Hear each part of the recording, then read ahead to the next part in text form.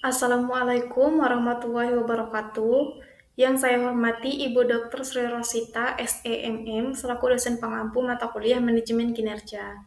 Pada kesempatan ini, saya akan membahas topik mengenai meningkatkan produktivitas dan keterikatan karyawan pada PT Telkom Indonesia. Perkenalkan, nama saya Siti Pertiwi dengan NIM C1B023111 dari kelas R002. Pertama-tama, mari kita tahu dulu seperti apa PT Telkom Indonesia itu. Jadi, PT Telkom Indonesia Persero Tbk adalah perusahaan BUMN terbesar di bidang telekomunikasi dan digital di Indonesia. Telkom menyediakan layanan telepon, internet, data center, dan solusi digital, serta melayani jutaan pelanggan di dalam dan luar negeri. Telkom juga dikenal sebagai pelopor inovasi teknologi dan infrastruktur telekomunikasi di Indonesia. Selanjutnya, mari kita ketahui apa itu produktivitas karyawan. Produktivitas karyawan diukur berdasarkan output kerja yang dihasilkan dibandingkan dengan input waktu, energi, dan sumber daya yang digunakan. Di Telkom, produktivitas tidak hanya dilihat dari jumlah pekerjaan, tetapi juga efektivitas dalam memberikan nilai dan kontribusi pada tujuan perusahaan. Faktor seperti lingkungan kerja, kepemimpinan, dan sistem manajemen kinerja yang baik sangat berpengaruh terhadap tingkat produktivitas. Selanjutnya, mari kita ketahui apa itu employee engagement. Employee engagement adalah keterikatan emosional dan komitmen karyawan terhadap perusahaan dan nilai yang dimilikinya. Karyawan engage merasa memiliki peran penting, memahami kontribusinya terhadap tujuan perusahaan, dan menunjukkan inisiatif dalam bekerja. Engagement tinggi menghasilkan peningkatan retensi, loyalitas, dan kualitas yang lebih baik. Selanjutnya, mari kita bahas mengenai komponen manajemen kinerja untuk produktivitas dan keterikatan pada PT Telkom Indonesia. Yang pertama ada perencanaan kinerja atau planning, menyusun Key Performance Indicator atau KPI untuk setiap jabatan. KPI disesuaikan dengan target perusahaan, misalnya penetrasi pasar digital, kepuasan pelanggan, waktu respon layanan, dan karyawan diajak berdiskusi agar merasa dilibatkan. Lalu selanjutnya ada monitoring kinerja, menggunakan dashboard digital real-time untuk memantau kinerja, dan mengatur pertemuan rutin mingguan. Lalu selanjutnya ada evaluasi kinerja atau review, penilaian tahunan berbasis KPI dan kompetensi, disertai dengan sesi umpan balik dari dua arah, dari karyawan maupun atasan. Selanjutnya ada pengembangan kinerja atau development, pelatihan berbasis kebutuhan atau reskilling dan upskilling digital. Program rotasi kerja, mentoring, dan talent acceleration untuk jenjang karir. Adapun beberapa strategi yang dapat digunakan untuk meningkatkan produktivitas pada PT Telkom Indonesia.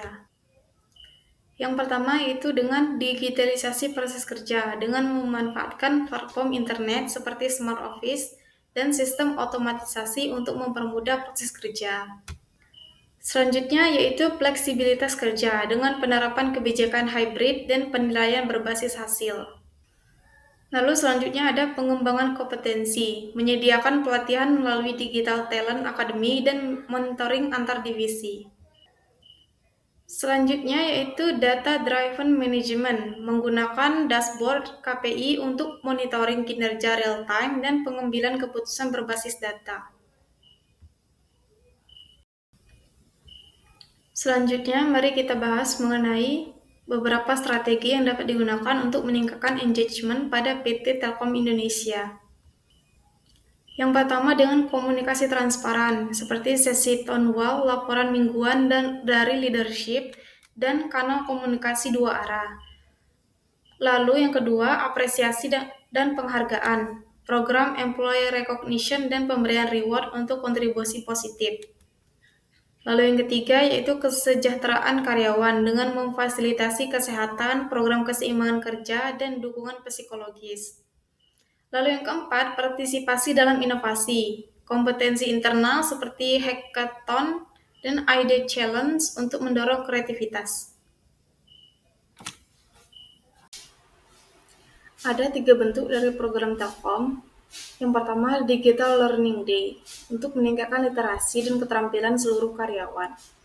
Lalu yang kedua ada Flex Time Trial, uji coba jam kerja fleksibel untuk meningkatkan work-life balance. Lalu yang ketiga ada Leader Connect, yaitu forum diskusi antara manajemen dan karyawan untuk meningkatkan trust dan kolaborasi lintas level.